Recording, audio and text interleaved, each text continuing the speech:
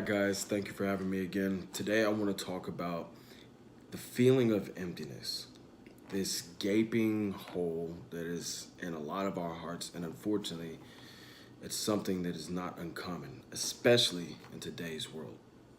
And here's why.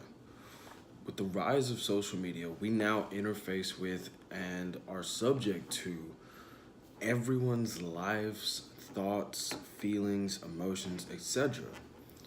Now, social networking and interaction can be healthy to a certain extent, but here's where we go wrong.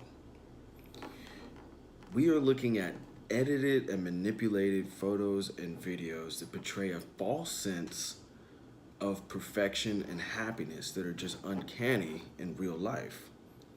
But because we focalize on this false reality, the lines between social network world and the real world begin to blur.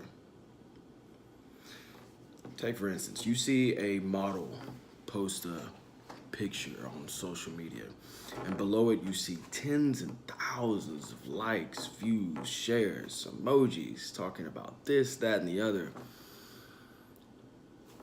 And then you post a picture and it doesn't receive the same reaction to the public. This is a true pandemic, by all means of the sense of the word. We live in a society where a Build-A-Girl with a big butt and a viral sex tape is more influential and more financially prominent than the commander-in-chief of the entire country. The internet did that. Now, as much as I'd like to, unfortunately, me and you cannot change where the general public chooses to, exert its time and energy and attention. However, you do have power over your own time and how much energy you choose to give to these things. When you wake up in the morning, make 2 or 3 small goals that you're going to commit to and accomplish by the end of the day. What this does is this tricks our reward system. We're saying, okay, I accomplished this, this, and this. I've made myself better in these areas today. This doesn't only help with therapy for depression or lack of interaction with others, or you feel this self-fulfillment that's unparalleled to anything in the world. You can't buy it. You have to earn it. When you earn that, it inspires you to do it again. This is constructive behavior.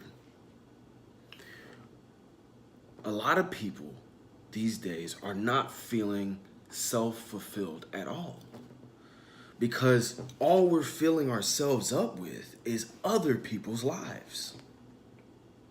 They are living their lives, traveling, having fun, spending time with family, eating, doing the things that they love, so they look happy. And they are, in most cases, happier than us. But it doesn't mean that it's unattainable.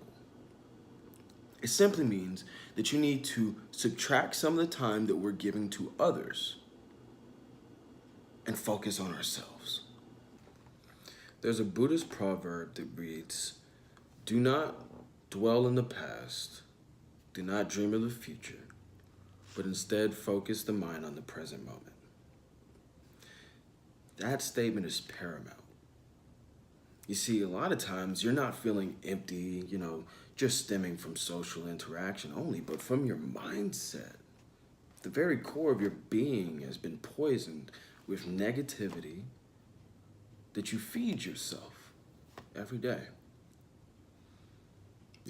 It's easy to look at your past, your shortcomings, the shortcomings of others, and become disillusioned with your future, believing that your future is going to somehow behave like your past, leading you to ask questions like, what's the point?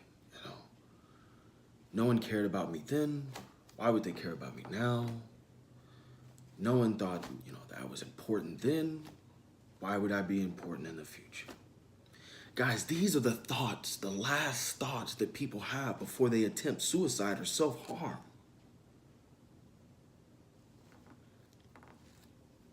It is so poisonous to have a negative mindset. It affects not only you, it's like smoking, it affects others. Because we are all collectively one singular organism. And the energy that we give off can change drastically, not just your life, but your society around you, your family, your loved ones.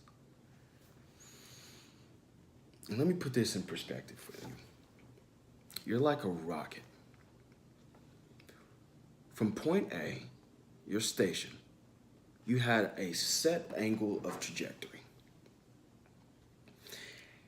And that set angle of trajectory, let's say that's the cards you've been dealt, since birth. That's the cards you've been dealt, and your reactions to those cards is what have led you to this current moment in time now, okay? Which is point B. Now, if we continue at the same angle, if we continue doing the same things, doing the same actions, we will stay in that rut of self-hatred, emptiness, loneliness. And loneliness now, in today's day, there's been a study done that loneliness is now just as deadly as smoking and drinking. Physical damage is done with this negative mindset, okay? Now, the angle of trajectory that you're at is not the angle of trajectory that you have to stay on for the rest of your life. If you're watching this video right now, if you're breathing, you are still piloting the controls. You see, a 5% angle change in trajectory over the course of time will change your destination by thousands of miles, whether that be good or bad.